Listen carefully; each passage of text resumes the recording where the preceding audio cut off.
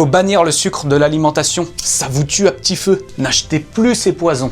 L'excès de sucre, ça a des conséquences à long terme. Mais heureusement, il existe des quantités qui nous permettent de garder du plaisir tous les jours sans pour autant compromettre notre santé. Après oui, réduire, s'habituer à moins sucrer, faire plus de faits maison, c'est intéressant.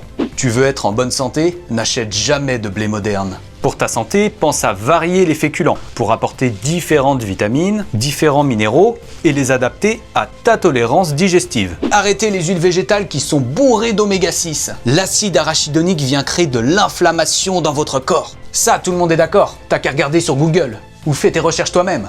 Des graisses oméga 6 comme l'acide arachidonique sont impliquées dans des processus physiologiques liés à l'inflammation, mais les apports alimentaires d'oméga 6, notamment des huiles, ça concerne plutôt l'acide linoléique. Et il semble pas avoir de lien direct avec l'augmentation de l'acide arachidonique sanguin, ni des marqueurs inflammatoires du corps chez les humains. En revanche, c'est vrai qu'il est important d'avoir assez de sources d'oméga 3 dont on a tendance à manquer. Regardez mon corps depuis que je fais l'alimentation ancestrale. Ça, c'est la vraie vie et j'ai même perdu du poids, preuve que ça marche. Que des aliments naturels. Votre pyramide alimentaire, ça sert à rien.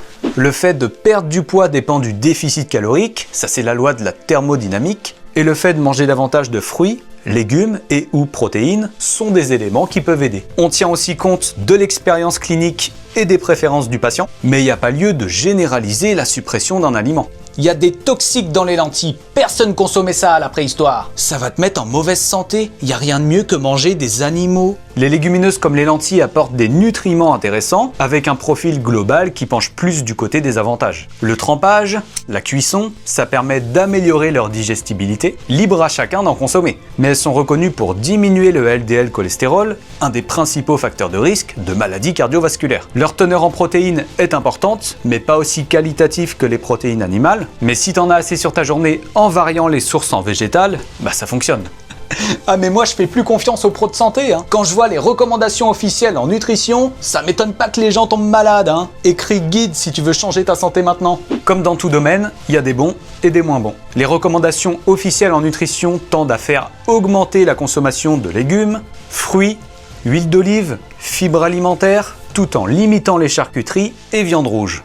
Tout ça, c'est pas sorti de nulle part, et justement, c'est parce qu'on sait que c'est protecteur pour la santé humaine. Par contre, justement, beaucoup n'atteignent pas ces recommandations. Par exemple, à peine 20% des Français pour la recommandation des 5 fruits et légumes par jour, en moyenne 20 grammes de fibres par jour au lieu des 30 grammes recommandés, etc. N'hésite pas à partager, on se dit à bientôt, c'était Landry.